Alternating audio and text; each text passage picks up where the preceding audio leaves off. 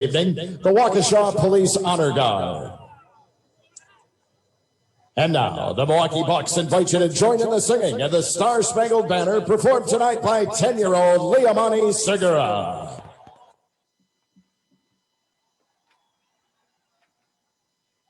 Oh, say, can you see by the dawn's early light what so proudly we hailed at the twilight's last gleaming, whose broad stripes and bright stars through the perilous fight. All the ramparts we watched were so gallantly streaming, and the rockets crackled there, the bombs bursting in air, gave proof through the night that our flag was still there. Oh, say does that star-spangled banner yet wave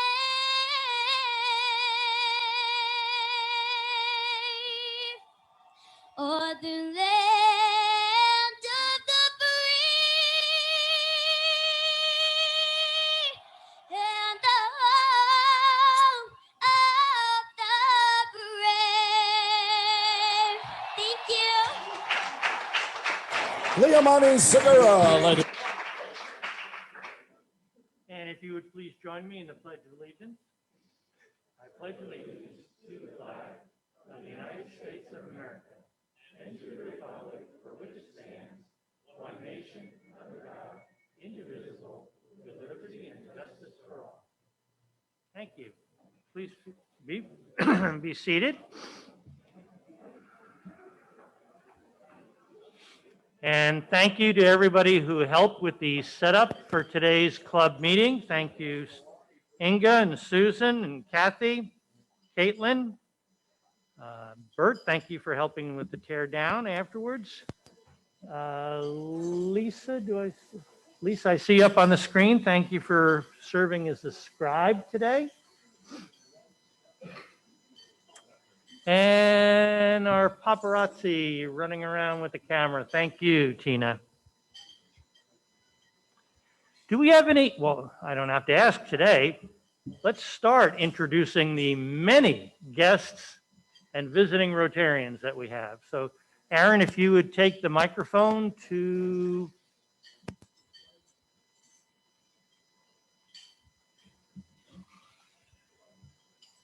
Austin first.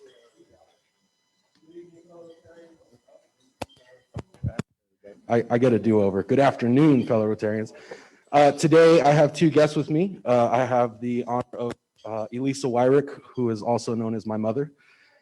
She is here with us today. She is the CMO for Pan and Piper. And then to my left, I have my good friend, Robert Stargell. He works in the vape and CBD industry for Tri-Square. They are a brokerage and sales firm. Thank you. Good to be famous.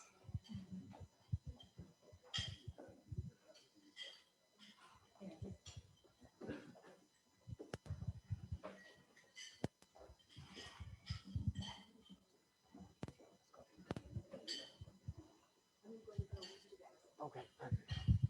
I'll hold it right behind you here. Thank you. Hi, Rotarians. I am pleased and honored to have two guests. To my right is Dave Mullen. He was here last week, and his application for membership is going to go out for circulation starting today. So he's on the way. To my left is Aaron Oborn. He came to us through a web inquiry, and he's joining us today as a prospective member to go through the membership process.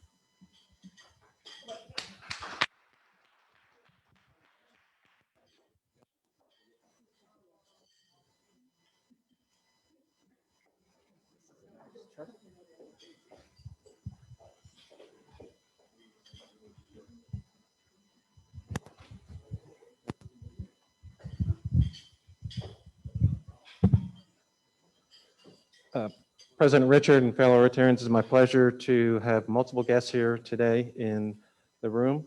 Sitting to my right is Cisco Aguilar, and to my left is Mary May. They're from the Cristo Rey Academy. They're going to be talking to us a little bit later. And then also across the room is one of my partners, Tom Davis, and Michael Hollis from Foundation for Independent Tomorrow. And I believe they have some others over there. So maybe if you could walk over there, Tom could introduce the other two people at the table.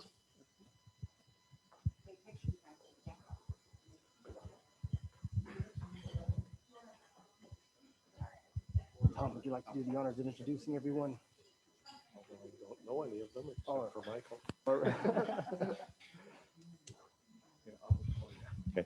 Hi, I'm Tom Davis, Jim Cole's law partner. And with us at this table is one representative of the Foundation for an Independent Tomorrow, which is a nonprofit group to which we're making a donation today on behalf of the law firm of Howard and Howard. And to our right are two additional members of Cristo Rey. And I think Howard and Howard is also making a donation through the Rotary Club to them at some point later in the lunch. Thank you.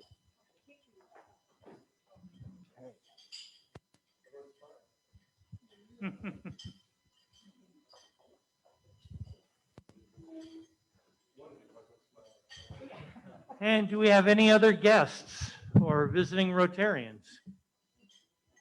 Well, let's have a big round of applause for the enormous number of guests.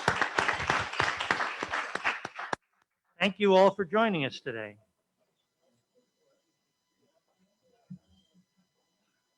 And Jim Hunt, past President Jim Hunt, did you want to tell us about the Wheelchair Foundation? How did your loading and unloading go? Did you get enough strong backs?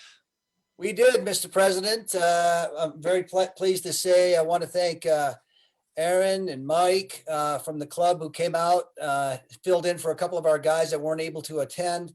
We moved 125 chairs from one warehouse location to another, and things are going pretty well. We're up to about almost just under 60 chairs that we've delivered now, and the Wheelchair Foundation came out with an article about our partnership with them. So we're forging ahead. So keep spreading the word, everybody, and we'll get a wheelchair to anybody who needs one. And did any of the elderly Rotarians that helped with moving those boxes wind up needing a wheelchair? No. Fortunately, we were okay. I think maybe the eldest one might have been myself. I think I'm not quite sure about myself and Russ. Russ is about 3 months older than me, aren't you? I think Russ. So he and I and a couple of other Rotarians, like you mentioned, Mike and Aaron. Thanks to them again, and we'll give a little more notice next time. It's a great project. Anybody that wants to get involved with delivering the chairs, let me know, and we'll try to get you on our team. It's really pretty rewarding to bring a wheelchair to somebody who can't afford one and needs one. And you know, we wear our masks and we do our best to be safe. If you're interested, let me know. Thank you, and thank you for everything that you and John, is John here? Yeah, there's John.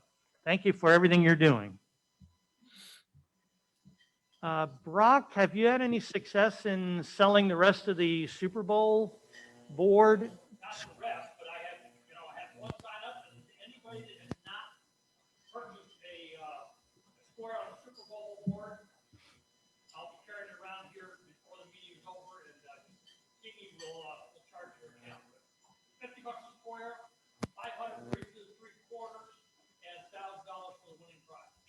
And who's going to win this year? The Rotary Foundation, that's right.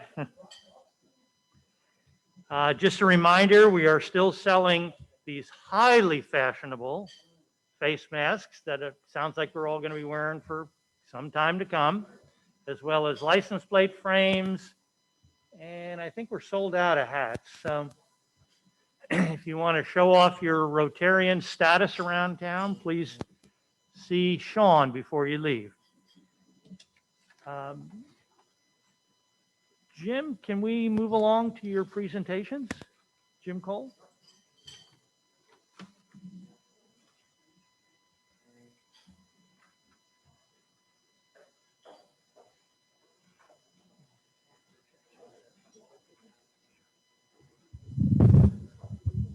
Michael, could you come up as well, please?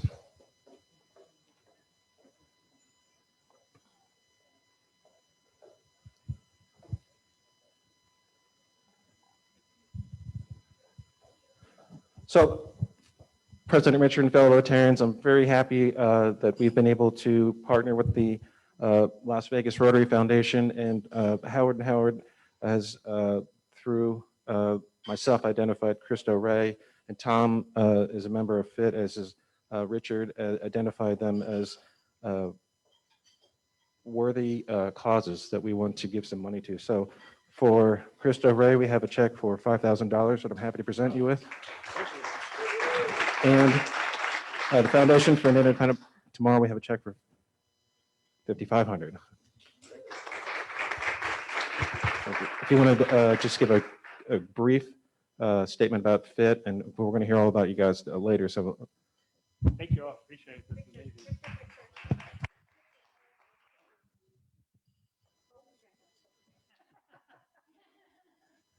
Hello, everyone. So I'll be real quick. I'm Michael. I'm with the Foundation for an Independent Tomorrow. For those of you who do not know, we are a local nonprofit, been in business for 23 years, geared towards workforce development. So we serve the unemployed and underemployed individuals here in Southern Nevada. Something that makes our organization unique is every day without fail, we have individuals that walk through our doors at the lowest point of their lives. 2020 has definitely been rough. We had a staff meeting yesterday, and even during the whole pandemic, we serviced 277 individuals with vocational training and workforce support. So I just thank you guys for the contribution, and we will continue to do the great work that we're doing. Thank you so much.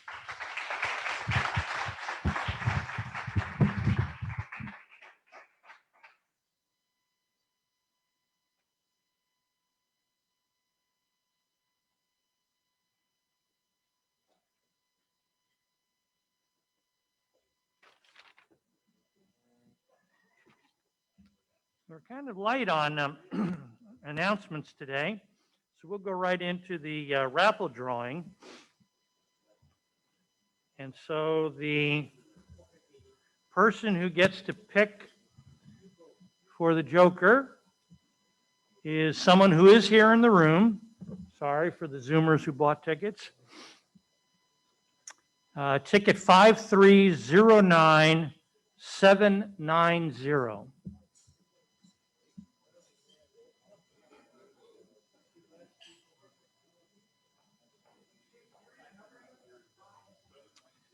$5309790.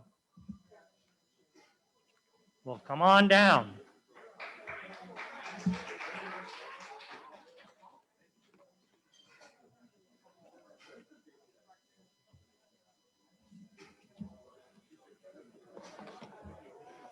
All right, so you're trying to pull the Joker, and if you do pull the Joker, you get half the pot. Oh, wow. And if you don't, we'll give you a consolation prize. That works too. Oh, just hold it up. Yay! Here. That's nice. What? Perfect. Thank you.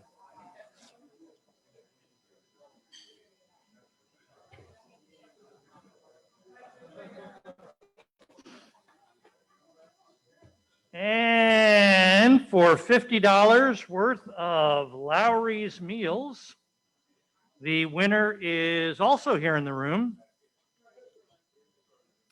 5309843.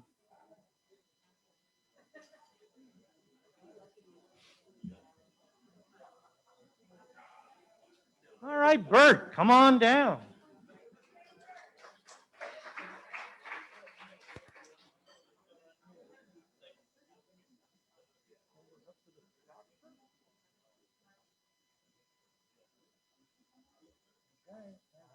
Enjoy.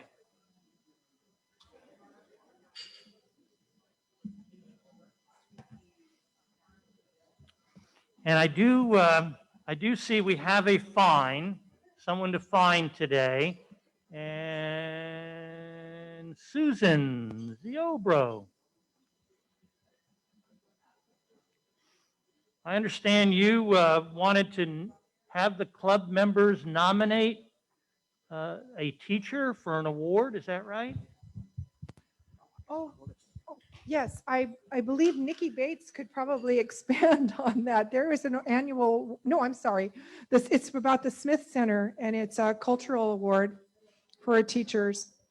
And there is a deadline. So if you go to the Smith Center website, and if you know a teacher that you think has really been exemplary this year, you can nominate them.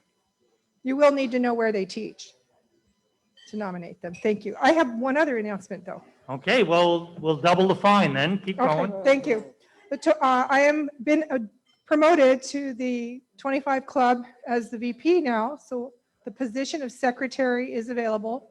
And our president, Rose Faloco, sent out an email this past week to the 25 Club members to please consider the position.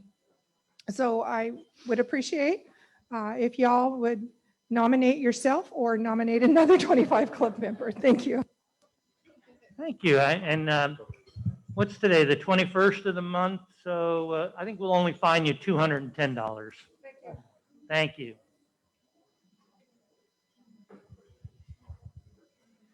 And with that, we have no more announcements. So please enjoy a little bit of Rotary Fellowship.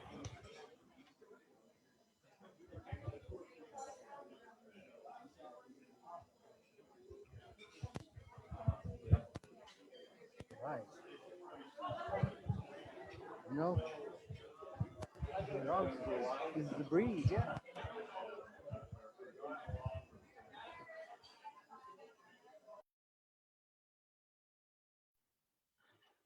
I muted the Lowrys if we want to talk. So we will not be bothered by their idle chatter.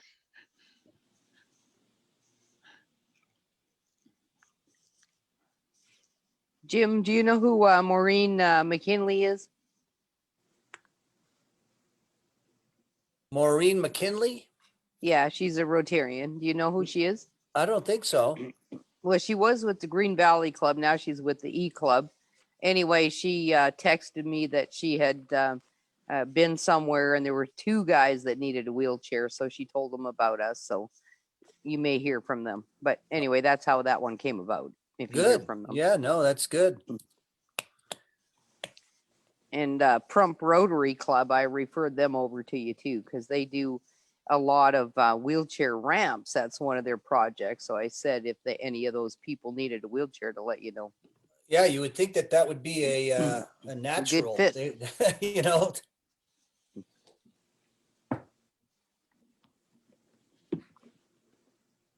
Is there anybody who has any contact with the district?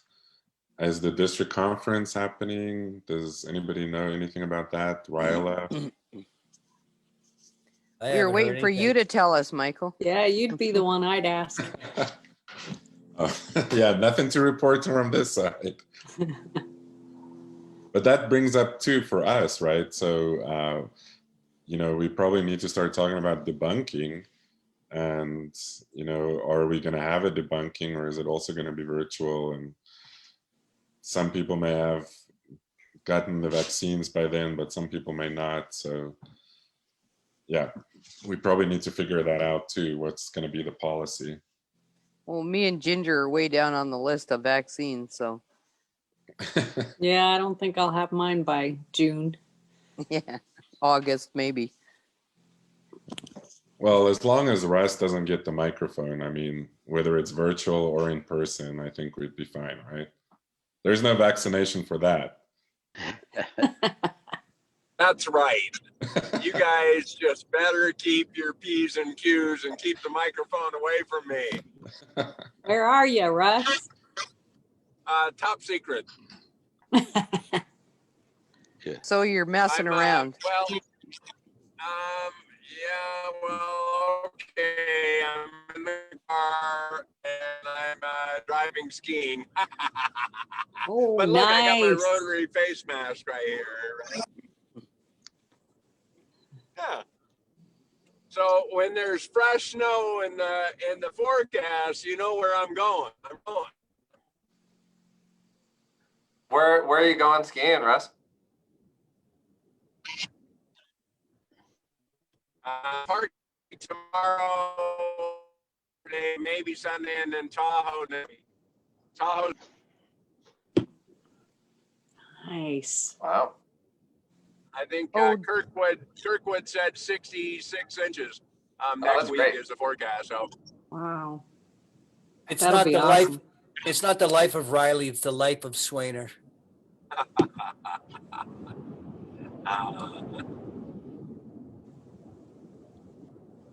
Michael, where's little man this morning? He took a shower. That's why the camera was off. And now he's down for his nap. So Yeah, so no naked butts on camera. yeah. At least not, yeah. We Yeah, don't let me want to not be say accused anything. of pornography.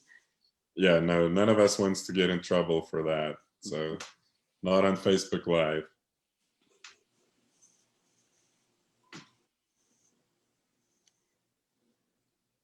Well, last week when I was talking to him on FaceTime, he was all excited because he peed on his own all by himself, and he comes running into the room with naked butt. Yep. Yeah, he does that too. So now he's gotten that part down, but now we're like, okay, you gotta pull up your pants. He washes his hands, he flushes, he washes his hands, but then he doesn't pull his pants up. So he just runs around. So that's Hey, it's little his steps. house. He can dress how he wants or not. Yeah. So we'll You should be there lend him one of your kilts, Michael. Exactly. Doesn't everybody do that? Yeah. Thanks for the visual, Jim. Hey, you gave me the butt one, and when you started talking about him, going, if we're not talking about, your son, forget about it. Nice.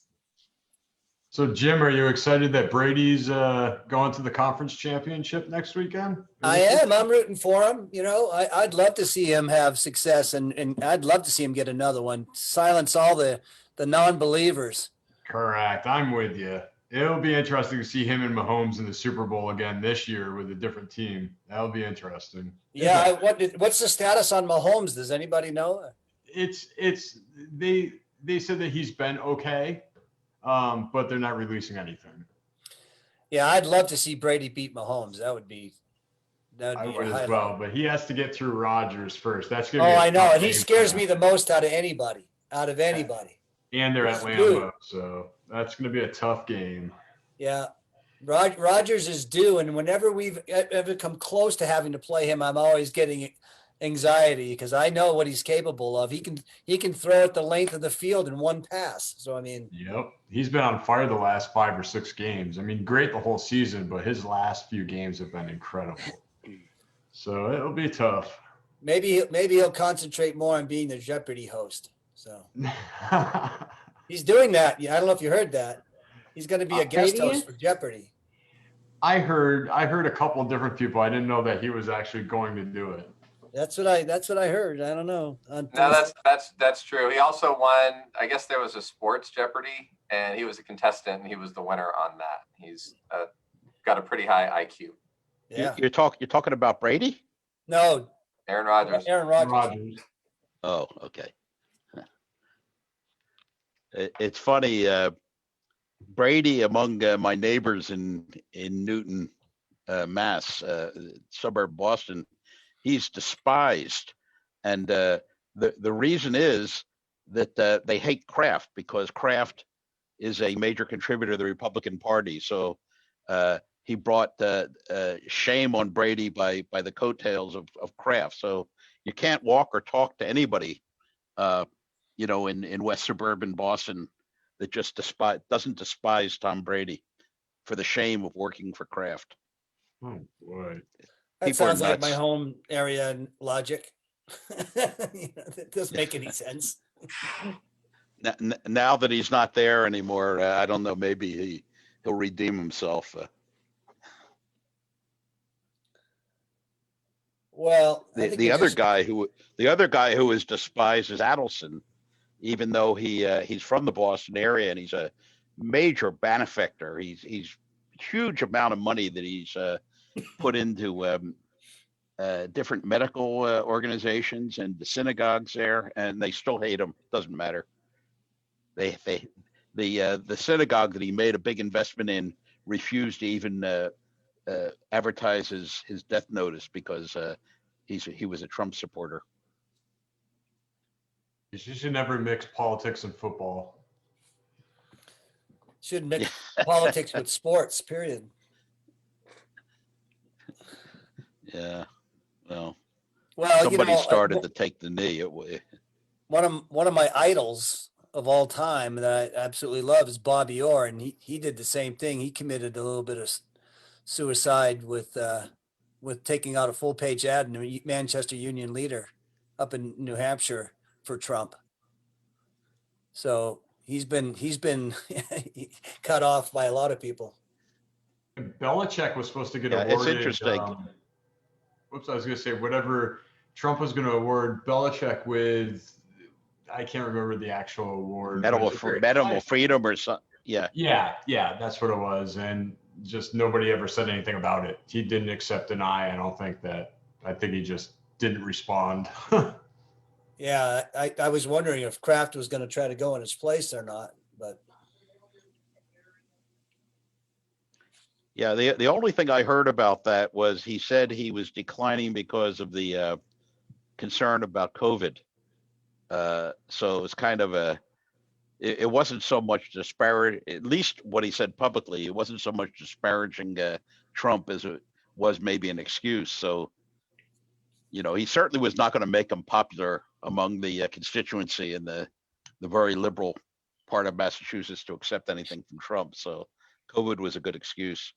Correct. It's crazy.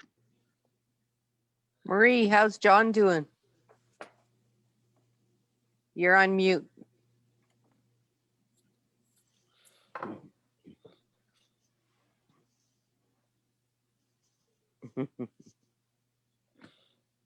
Okay, can you hear me now? Yeah. Yes. Yeah, John is doing well. John is going to be on the 28th of this month, is going to be 89 years old. Wow, that's hard to believe. Yep. So that's why he actually went to Florida. His daughter couldn't come all the time, going back and forth, checking on him. And I was taking care of him the best way I could, but I really miss him. I really miss him. Well, you because- tell him happy birthday from all of us. I will. I used to see him every day, so it's kind of lonesome without him, even though he is a little crazy. Yeah. But anyway. Well, when you're feeling better, you can take a trip to Florida. So. Yeah, well, that's what he's waiting for. But I told him I can't go to Florida before I go to Boston to see my kids. So I had to go to Boston first, and then on the way back or whatever, I'll go to Florida to see him. So that's if I. That's good. There's nonstop JetBlue service, both from here to Boston and from Boston down to Florida. Yeah. So there you go. Yeah, there you go. So let's hope I can get my second shot so that it becomes a reality. Let's hope. Let's hope. Yeah. But anyway, but I will tell him. Thank you, Karen. I will tell him.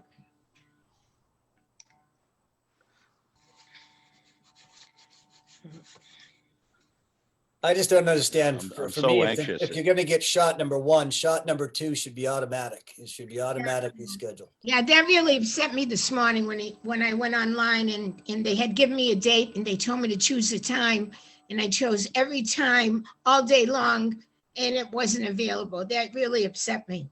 It did.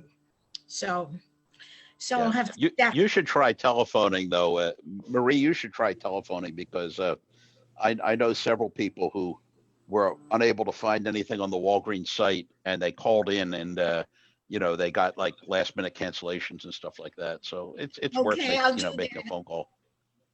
Yeah, and you I can will make actually the get phone through. call. You can reach the pharmacy there, which is pretty unusual. Most Yeah, the pharmacy that I went to this morning is my pharmacy, so I know the druggist personally. So I can call him like later and say to him, I went on the site, I went online, they gave me a date, but no time. Can you call me or let me know when there's a cancellation of some sort? Or let me know what's going on, because it's really upsetting now, really upsetting. But we'll see. we'll see what happens. Yeah, I would think if you don't get the second shot in the time frame that you need to get it, then what do you have to do? Start over again and get Yes, three you shots? do. And that's what I'm afraid of. Yeah, you do. So, Yeah, I don't know. I think there's a pretty liberal time window. It's not, the day of, but they want the second one to really reactivate the system. The first one Yeah. primes it. right. Yeah. Well, I'll let you know Well, how. I heard that you're getting like 50% or so effectiveness from just a single shot. So that's a pretty good start. Anything is better than nothing. Yep. Yep. And then there was another vaccine that was coming down the road that was just a single dose. I don't know that should be available because the data's been submitted to get emergency use authorization. Yeah. I think that's the Johnson They Johnson have the capacity. vaccine.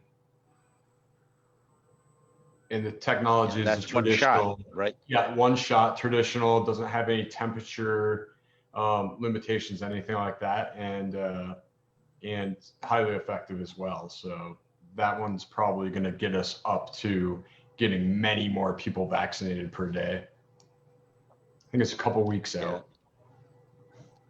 There was also some reports, and this is across the country, that 20% of the medical professionals who are eligible for it have refused to take it, and that's that's really a disgrace because individually you want people to be able to make decisions, but if you don't have a very high percentage of people who are immune, you don't kill the virus for everybody. So I would think it should be a condition of employment that if you're working somewhere where you have face contact, medical profession, or you're licensed by the state as a hairdresser or something like that, that they should be a requirement that you get vaccinated or that you stay home and you never face anybody. I mean, it's terrible to have the ability to refuse it. Yeah, that's a dilemma. Well, when you think of it, when they refuse it, they're the ones that are going to be passing it amongst each other. So it's kind of their call. But I understand the healthcare system gets told and everything else. So it's a tough one. Well, apparently that was the problem in New York, that they had budgeted for all the people who are in the who are eligible, frontline, workers and healthcare professionals, but then a very substantial percentage refused to take it, and then they didn't open it up to anybody else. They had to throw away, a large fraction of what they had that expired. At least here they're having those occasional, hey, come on down, as long as you're over 18. They've done that a couple of times here, so just use it. But yep. But all right, guys, I have to jump off from this. I unfortunately have a 1 o'clock, but you guys all have a fantastic rest of your day, and we'll see you next week. Good seeing you, Jason. Take care, All right. bud. Take care, Bye. Jason. Bye-bye.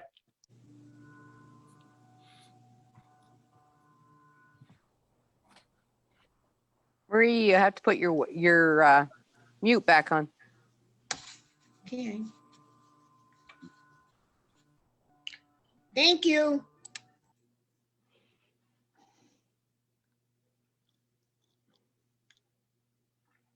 This is the first time when they were doing some of the introductions and stuff where they actually had the camera pointed around the room in Lowry's. I had not actually had any sense for how many people were sitting at the tables and what was going on. It looks like they have every other seat empty. Well, they're only allowed to have 4 people at a table, so that was good to see. Oh, okay. Is that the rule? Yeah, that's the rule. Yeah. I think it's hard because you can maintain the social distance, but you can't wear the mask while you're eating. So.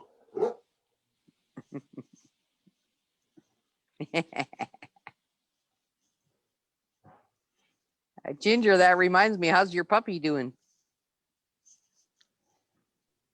She's doing good. She's doing really well. She's had a couple of challenges the last couple of days, but she's been amazing. really easy to house train, not chewing up things she shouldn't, mostly sticking to her toys. So she's sweet. She's taking a nap right now. It's the adult that's making all the noise right now.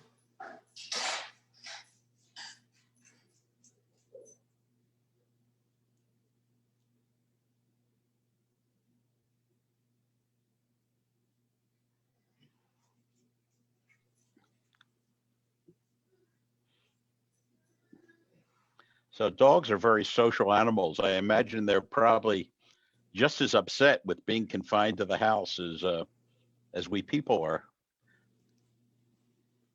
Well, they like it because we're here. Yeah, We're here with them all the like their time. owner. Yeah. They like that part. They don't get to see their dog buddies though when you walk them. Yeah. Yeah. Need to go do that anyway, but not right now.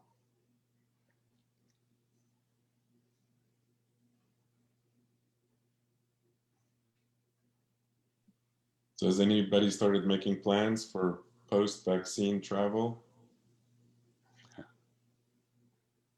I just want to go to a restaurant like a real person and do something other than cook at home. Baby steps, yeah. Nothing wrong with that.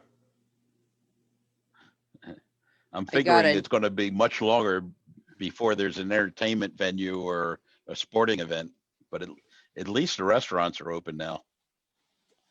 I got a travel notification today regarding the new international travel, and you have to have a COVID test before you can get back into the U.S. And this was on all of the all-inclusives in Mexico, offering that from the hotel to give you the test that you needed. And if you test positive, they were going to put you up for free until you tested negative so that you could go home. So at least they're jumping on it, and because you can't come back into the U.S. now without a COVID test 3 days beforehand. Yeah, but they're also requiring that even if you have the test, you're still required to quarantine for 14 days after you come back in. So I don't think that's maybe if that's all you've been doing anyhow, it's no big deal, right? But yeah. I just can't wait to go to the Smith Center. Oh yeah. Yeah, I don't think they planned any they're doing a lot of virtual events where they actually kind of interesting. They're charging for them, which a lot of the virtual stuff that fine arts have been for free, and I guess they figure that people will pay for some of these shows. So Las Vegas Little Theater has been charging for some stuff, and some of the tour agencies that have foreign tours are now doing virtual tours where they charging fairly nominal fees, like $25-$30, but they're charging something, and I can see from the number of people who sign up, they're getting hundreds of people take a tour of Venice or where was the last one? Another one in Scotland. We just went. We did virtually. They're very well done. Speaking of which, I got a notification that Sean sent out to everybody on tours of Israel starting next Monday. It's at 10:30 our time. Anyway, the Rotary Club there has put that on, so they're going to do that every 2 weeks. So that would be pretty interesting. And Sean sent that notice out yesterday. So if you're available on Monday at 10:30, that would be a good tour to go on. That sounds really neat. How long? Do you know how long it is? I'm not sure. They didn't say, but they're breaking it down in pieces. So anyway, it was an interesting project for the Rotary Club to be doing. Everybody's trying to reinvent themselves. So I thought that was pretty good idea.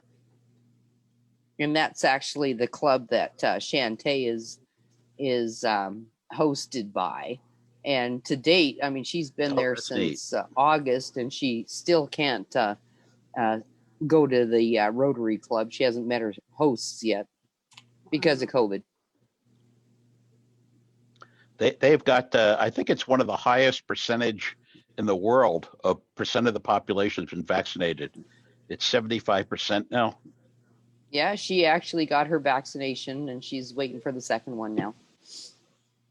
Yeah, it's a little easier there. We have a neighbor whose daughter lives over in Israel, and they have National Health Service, so it's one nation. It's not individual states, and they have a record on everybody. And the neighbor's daughter just gets an email saying, without even asking, "We have scheduled you to come in at this time." And then also somehow they had correlated her two kids and husband to all, arrange to come in at exactly the same time and get vaccinated. So I guess that's probably the reason why they have such a high percentage of people that they vaccinated.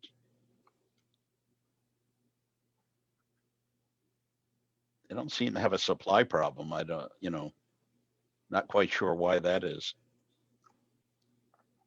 One of the manufacturers is based there, but they don't actually. They just developed it. They don't actually manufacture it in the country.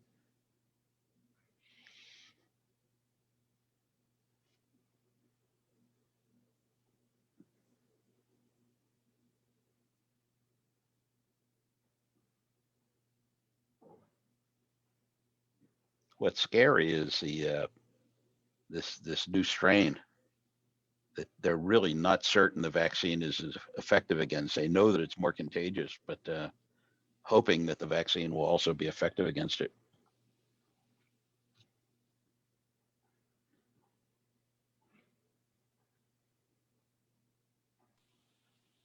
I think there's two new strains. The one they announced in California was a new one they are not sure on either.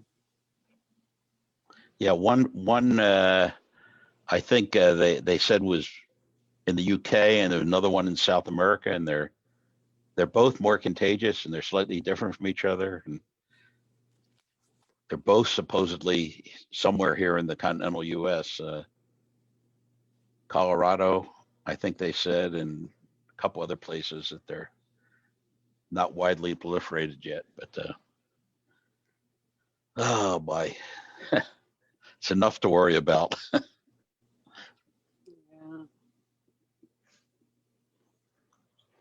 It'd be nice if we could just get through one and be done with it. Yeah, I know. Well, that's part of the thing. You actually, in the same way that we eradicated polio, the way you do that is you get enough people immunized before the thing has a chance to spread through the community and to mutate. And they're doing it so slowly that unfortunately the mutations are already showing up. They said based on the contagion rate, you need 70 to 80% of the people to be immunized in order to have the virus basically disappear from the earth. And they're nowhere near that.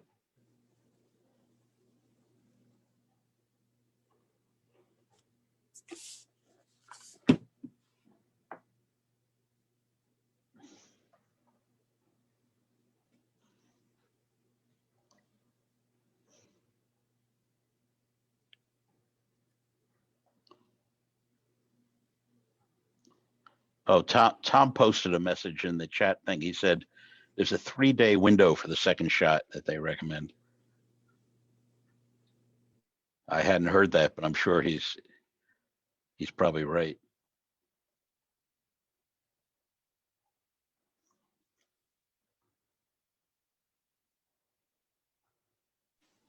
Tom, did you get your shot?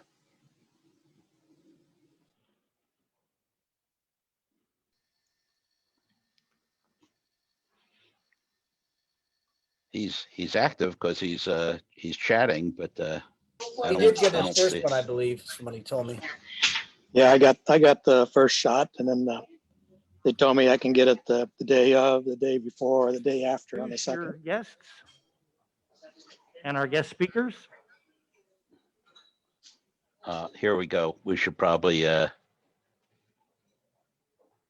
go on mute now.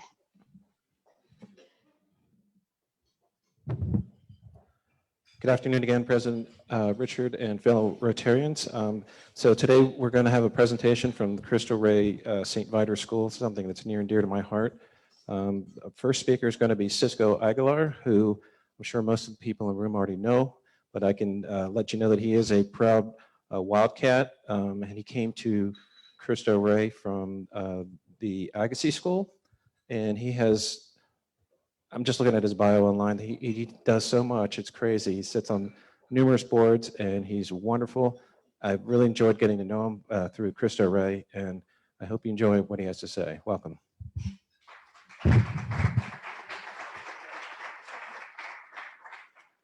Thank you, Jim, for that introduction. It's been a pleasure to work with Jim over the last 7 years to create an idea to a concept and execute that concept. But first of all, thank you to all of you. You have been tremendous to us. This is our third time here, so I think most of you could probably recite who we are, what we do, and why we do it. But when this was an idea, Jim and the team came to talk to you about it, what we were trying to accomplish and what we do. And then about 2 years ago, when the school actually opened, we came back and Father Tom, the president of our school, gave you an update on how we're doing. Well, here we are 2 years later. We're back to it. We had a tough year this past year because of COVID. As many of you know, we have a high school which predominantly serves the most vulnerable families and students in our community, giving them an opportunity to work in a professional office environment. During that time, we also set up an employment agency which contracts with employers throughout the city. Those employers pay us $34,000 a year for a full-time employee. And that employment is shared by 4 students. So student A goes on Monday, student B goes on Tuesday, student C goes on Wednesday, student D goes on Thursday, and then they rotate Fridays. They come to the school in the morning. Deborah makes sure they're dressed appropriately. They have a good attitude. They get on a van and they go to work and they're there on time. It was an incredible experience when we opened this school to see 14-year-olds, one, show up for high school. How many of you remember your first day of high school? It's emotionally tough because you're in a whole different world. But that same time, they're getting on a van and they're walking into an employer that they don't know. They've probably never worked a single day in their life, but here they are being held responsible, being held accountable, and also earning their right to an education. I am so passionate about this issue that I got involved with it when I was a law student in Tucson, Arizona. I started to read in the newspaper about this Catholic high school that was coming to town, the innovative jobs program that they had. I would have been at Cristo Rey School had the school existed when I was a student. It didn't, and that's fine, but it came to Tucson and it was serving that population of students. When I moved here to work for Jim Rogers, I told him about the concept of the school and why it was so significant for the Las Vegas community to have their own Cristo Rey. However, at the time, it was not a priority for the bishop or the diocese at the moment. It was a time when churches were growing at a significant rate and the bishop was focused on building more churches. However, about 7 years ago, at that time, I'd been with Andre Agassi and Stephanie Graff for about 10 years. And I started to realize that if I didn't do it then, it was never going to happen. So I picked up the phone and called the Chicago office and said, is Las Vegas on your radar? And they said, we would love to be there. And from that point on, the bishop put a group of leaders together in this community, and they all came together with Jim and really made this thing happen. We didn't know where it would go, but we are proud to say that we have a full campus, fully built with athletic fields. We are gonna serve 500 students in this community. So you're gonna see 500 of our students in different workplaces throughout this city. And that is phenomenal. When 14-year-olds are committed to their education, but at the same time bettering themselves to be able to go into a workplace and perform at the expectations that are set for their colleagues. It's fascinating because during this COVID period, we had a real financial issue. And so thank you for your support because every dollar helps us get through this year. 60% of our operating budget at the school is dependent on this work program. And when the students this year couldn't go to work, I did not know where we were gonna end up at the end of the year from a financial perspective. And it was tough. There were nights I woke up in a cold sweat saying, who starts a school when COVID hits? Nobody. My timing is probably just like my dating life is horrendous, but it's fine. We were able, because of our mission and our purpose and the way our students performed in their first year as 14-year-olds, we had people step up and say, you're not gonna fail. We're so committed. We love what you're doing for this community. Let's make it continue to happen. So We are here now trying to pitch to everybody we can who will listen to us to consider employing our students. We're happy to explain the program to anybody you think would want to listen to us, because we cannot and will not be successful without the business community. Unlike most schools that get guaranteed revenue, get guaranteed funding, we don't. We have to earn it. And we're held accountable by the business community, because if our students are not performing at a level that you would want or expect, you're not going to buy into our program. And if you don't buy into our program, our school's not going to exist. So we have a duty to you, we have a duty to the community, and we have a duty to our students to ensure that they are prepared and they do the job that is expected of them. So with that, I will turn it over to the professionals and the team that do this program on a day-to-day basis. I believe we have a video, so you can kind of see some of our employers and the perspective they have about our school. Again, thank you, thank you, thank you. Have a good day.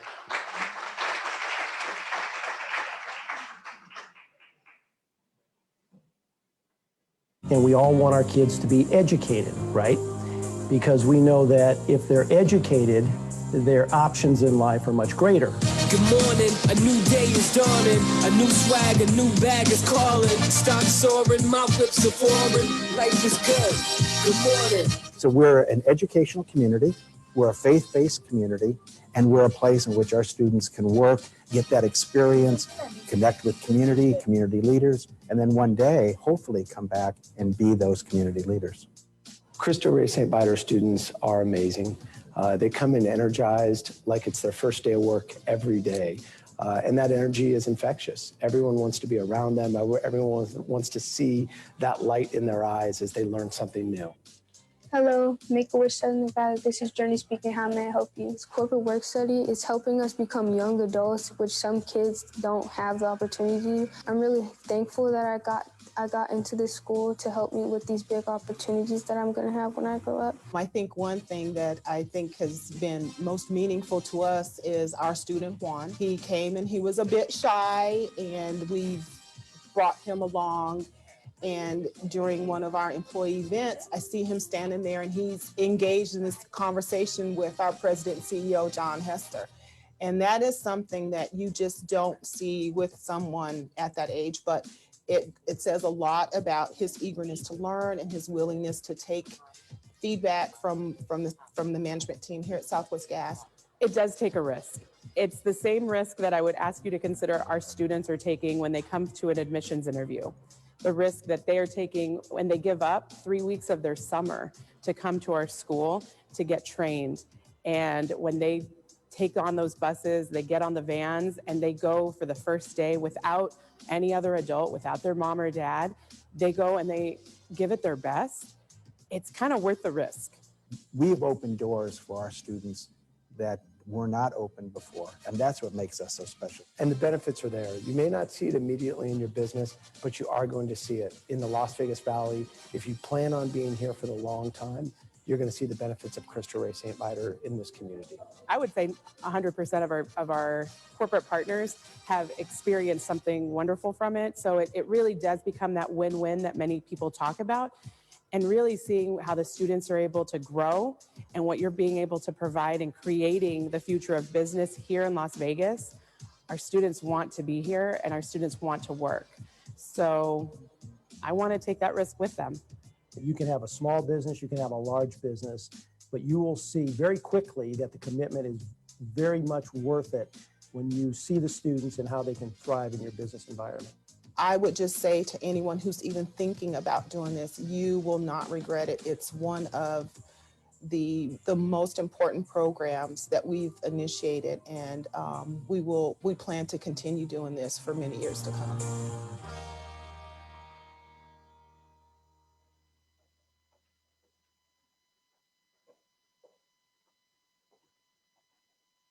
Good afternoon. Thank you for having us. I am Deborah Perez, and I'm the Director of Corporate Work Study Operations. So we are a part, let me see. Try to do it right.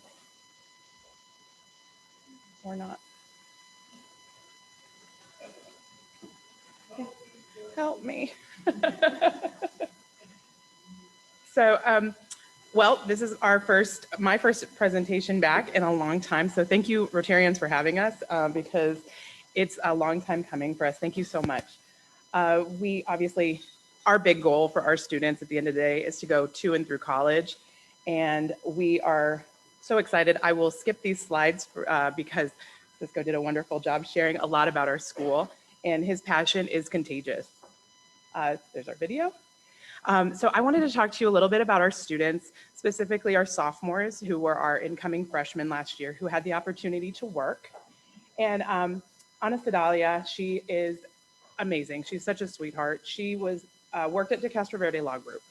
She went out and she was able to learn how to file. They actually gave her a file to work with. So she actually got to do some client contact. She was a freshman and she was actually doing certain things like even making phone calls and asking for stuff.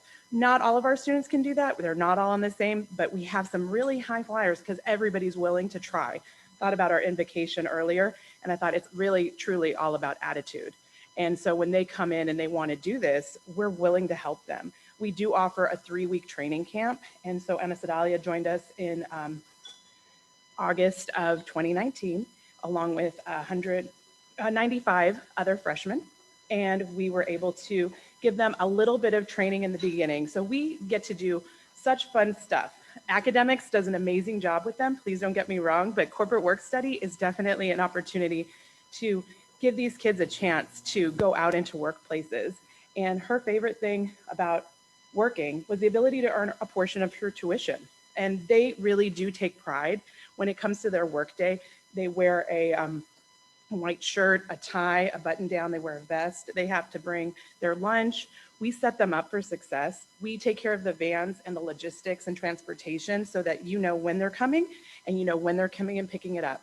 I get the privilege of meeting partners and supervisors and working with them as well and saying, hey, over at De Castro Verde Law Group, I'm like, Rosalie, what should we do? Do you need me to pick up early? Do we need to make any arrangements? They'll let us know if we need anything additional, and we work with them very closely and get to see how the students are doing. And they do electronic time cards as well. So we get to really stay in. Her dream job is to be an immigration lawyer. I wish I could have asked her before she went into ACES to see what her dream was. I think we'll do that this year to find out what their dream is today versus their dream at the end of 4 years, right? Because the experiences they get at different jobs is going to be phenomenal. I'm sorry, I couldn't hear. Was there a question? Oh, okay. Christian, he is also currently a sophomore, and he worked at LGA Architects, which is a smaller firm, and they took him in and really gave him hands-on opportunities. So they had to work on presentations. They learned about designers. They learned about other architects, and then they'd have to do a presentation during lunch. And I got to visit when he did that. So a couple of skills that he learned was time management. Oh man, I don't know about you, but how many of us are struggling in pandemic with time management? See, it's a lot, but he's picking it up. So if we're able to give our kids that kind of like head start, can you imagine what they're going to be like as remote workers in the future? Because I guess that's where it's going to head someday. He is interested in pursuing a career in computer science. And he is a very dedicated, motivated kid. And he's quiet. He's not out, out and lively. We have students of all types, of students of all interests. And, but he really gave it his all every time he went to work. So, because he worked once a week. And then Lastara, she also worked at a law firm. She is just amazing. She learned from her jobs, front desk skills. She is killing it. So she's not working right now. We have our students who are currently on campus. We're providing corporate work skills for them. And she has a mentor, a monthly mentor. I said, I'm going to send out the emails next week, but I had to do a mail merge. She goes, can I help you with that? She just wanted to make sure it got done and it got done quickly. So she really has that kind of initiative and that drive. And her favorite thing about working with RMCM was the ability to work with more adults. She really thrives. She really tries, and she wants to be a novelist. You should see her writing. Let's see. So our 3 students right there, that's just a small snapshot of the other student, of our whole student body. They're phenomenal. So our logistics looks like this. Each student works 1 day per week and 1 Friday per month. They rotate. So you see the same student every Monday. You'll see the same student every Tuesday, every Wednesday and Thursday, so on. We transport, like I said, and we have 8 vans that are currently not being used, but in the fall, we'll actually have 12. So we will be sending out students, and hopefully with all the safety and precautions that we need to do as we start learning about CDC rules and expectations, because safety is the first and foremost for all of us. We provide supervisor and student support. So we're talking, we're communicating. I get the opportunity to, got my phones going, emails are going, and we're visiting, we're checking in to make sure that our students are active, they're working, and they're engaged. Sometimes we have to do a little bit of, student control. Mr. Davis said that maybe one of his students had eaten all of the cookies. That's possible. So, but we just make sure that they know what it is to work in a work environment, to have that courtesy for each other, to have that professional development, right? We have this running joke right now is don't be that guy. We're teaching them how to use the coffee break room. We created a simulated coffee break room, and I'm like, don't be that guy. Don't leave your mess on the counter, fill the Keurig. I'm teaching them how to use a Keurig. We're trying to give them, do you need lessons? Yeah, I'm teaching them how to use a Keurig. We're gonna teach them how to do a copier, and then filling in the paper, right? Don't be that guy who, leaves it without the paper, because we want them to have that confidence and that self-esteem that when they go into the workplace in August, they're gonna be ready. So we're still working. For us, what we've noticed over the year here at Cristo Rey St. Viator, but also at the network, is the self-esteem and confidence that our students are getting. I was sharing with Michael at the table, the light bulbs. Those light bulb moments are so inspiring, as well as their enhanced work ethic. I can tell you when our students come in, we do a resume building in their training. Then they turn around and they start thinking about college in real world. And we offer that holistic service as well through our academic program. So all of those things help us because we want to see them be the next diverse workforce, that pipeline. And we want them to come back and stay with us here in Las Vegas and be that for you, because we're gonna watch them to and through college. So that's about our students. I'm gonna pass this on to Ms. Mary. Thank you for your time.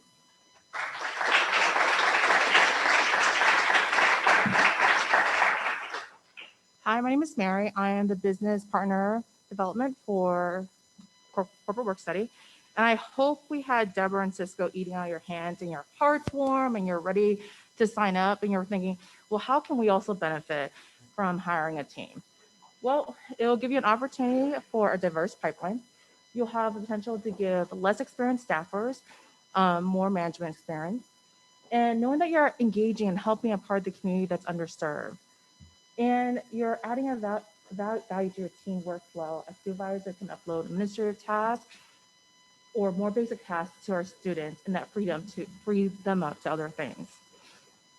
Here are some of our current partners. You can see we have law firms, hotels, nonprofits, and it's pretty diverse and we're constantly growing. We started with 25 founding members for last year, and we're looking to grow to 75 for this upcoming fall.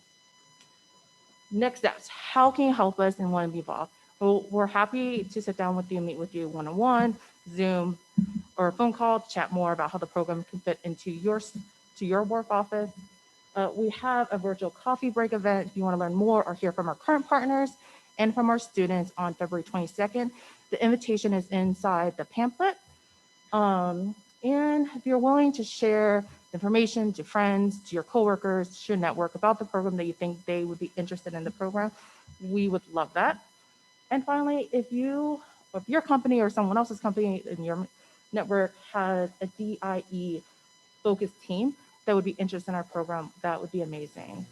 And then we would love to take questions if you guys have any, or if you have questions for Deborah or Cisco or myself. Anybody? Any questions? Kurt, can you put us back on the Zoom screen in case any of the Zoomers have a question?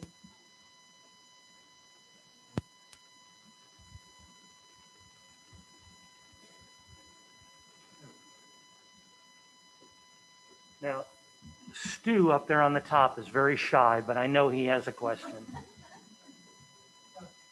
I just don't want to dominate the discussion here, but I am curious about what the impact of being away from school for a day is on their learning. Is there I don't know if there's something magic about what the Clark County School District does in terms of hours of time or exposure, or what the state legal limits are, but how do you fall in terms of hours per week academic versus hours per week that are away from the academics? It's a great question. And Deborah will get into more of the details, but we have been focused ever since COVID hit to ensure that our students had access to the campus Monday through Friday. We originally scheduled the schedule to be Monday through Thursday in person, Friday virtual. And the reason we went virtual on Fridays is that so the teachers and the academic team would be comfortable with virtual if we ever had an outbreak or we had a situation where the entire school had to quickly switch to being virtual. Fortunately, cross our fingers, we did not have an outbreak that caused us to have to execute. We remained full-time in person all the way up to Thanksgiving. And out of abundance of caution, not to push our luck, we went virtual from Thanksgiving until a couple of weeks ago. But we're back and we're trying to get our families comfortable again, coming back to campus. We're about 40% in person, but our goal is to get that to 100%. We got up to about 80% before the Thanksgiving holiday. And we're again working to ensure that our families have that opportunity. We did, like I said, because of the lack of revenue from the employment program, we did fundraise, but we also fundraise enough to be able to add additional teachers to the staff to be able to make classes smaller and safer for our students and our teaching staff. So. Yeah. And I think also what you might be asking as well is our program on a regular non-pandemic. Our students actually come to school a longer day.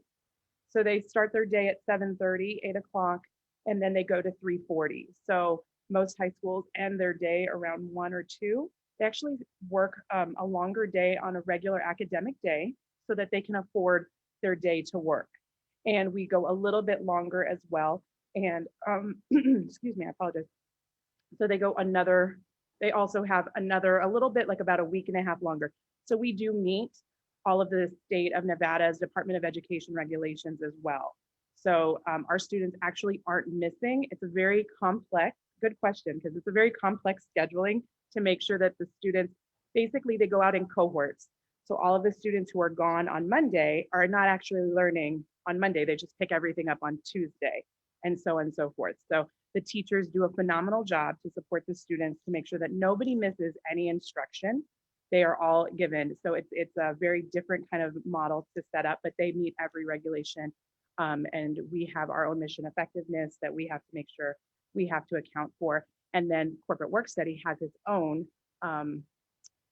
staffing agency. So we have our own, everything we do is very legit as far as we have to do Department of Labor. We have to train our students on OSHA. We have to do all of those things to make sure that our students are going out safely. So that was a really good question. Thanks. Anyone else?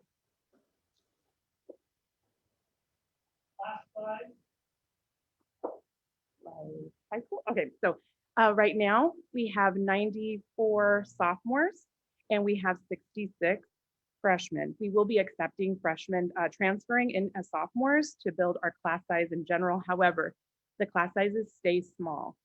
So we make sure that there's, I believe, no more than 20 academically, maybe? So right now during COVID, Right. there's no more than 12 students in each classroom because of the spacing. But during a non-COVID period, our classes range from 14 to all the way to 26, depending on the subject.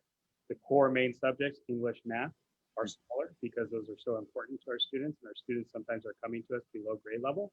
We don't have a strict academic requirement to admit our students. All we want to know is there's a commitment to work and a commitment to working hard to raise their academic standards. We didn't want to limit the opportunity. It'd be easy for us to go scan the top of every school in the city and have a phenomenal school. That's not our mission. Our mission is to really find those students that are committed, but the system has forgotten them in some way and give them the opportunity. And the work program actually changes that mentality because then they see the purpose of the education they're getting, and they then begin to realize that they're tied together. And if they want to be like the boss guy and drive a nice car and have nice things, they've got to work harder on their academics and they've got to achieve. And they do. They do. They really do. So actually, when he talked about that. I was thinking the reading intervention and the math intervention. We do everything we can to make sure that the students are as supported as possible. And so, yeah, I think our educational data and our academic data is pretty much ran like a financial statement of any company. We look at those things to find out where we are with every single student, and then every single student is given an individual plan to raise that academic standard or the additional resources. So I know we all look at, income, we look at our balance sheets. We feel that the school is similar, and we have to be able to know all the data that's occurring within our walls to be able to make smart decisions. and additional counseling. You should see the map. When he talks about the data, you should see a beautiful chart where a student's coming in below, and then literally the arrow just goes and shoots up. And, we were able to watch that. And through pandemic, we still tested. We saw that dip. We needed to come back. We needed to bring them back to campus in a safe way, in a safe manner. So our rooms are spread out so very much that the students, it's a little lonely, but I mean, right now that's all what we have, but they're still together. And then we're in the cafeteria for corporate work study. We use the common area and we have them equally spread out into cohorts. So we're trying to do everything we can. Again, we went 15 weeks without a single case. We're very proud of ourselves. And so we're trying to do the same thing this semester as well. We did actually have Dr. Jara come visit the campus because he hasn't had students in his building, and he drives off of the energy that the students produce. And he called one day and said, "Can I come visit the school? I need to see students learning." And he came and he was blown away by one, the engagements our students were having, but also two, the questions they asked him, and then why he asked them. And it was brave of him to say, "Why did you leave your neighborhood school to come here?" And their responses, they were completely honest. And so it was a good opportunity for us to show what we're trying to do.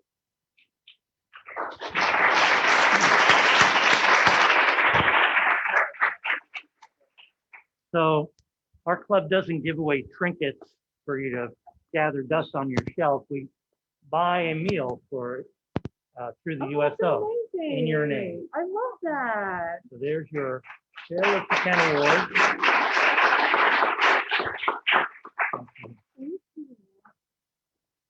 Thank you all. Thank you. Thank you.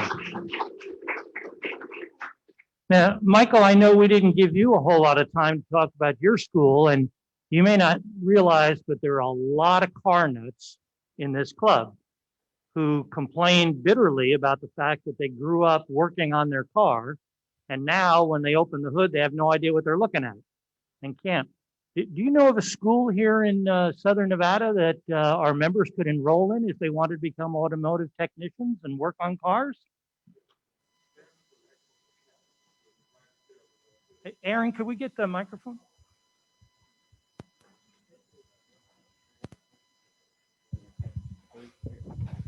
Thank you. So yes, Standards Excellence Academy. It's right above FIT. If you guys are familiar with Janet Blumen, she is the founder and CEO of both organizations. And we just recently started an automotive technology course with Finley Automotive. So I believe that it is a 3-month course. It is actually going on right now, the first class.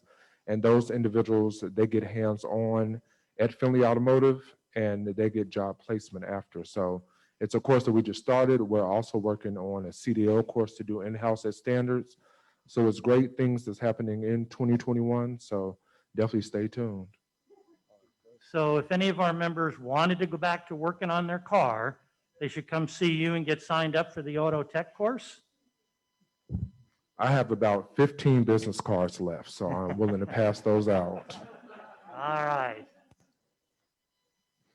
Well, thank you everyone for coming today. We look forward to seeing you next week, and there's no further announcements, so meeting adjourned. Goodbye, Zoomers. Stay Have a great safe, week. everybody. Happy vaccinating. Have a good week.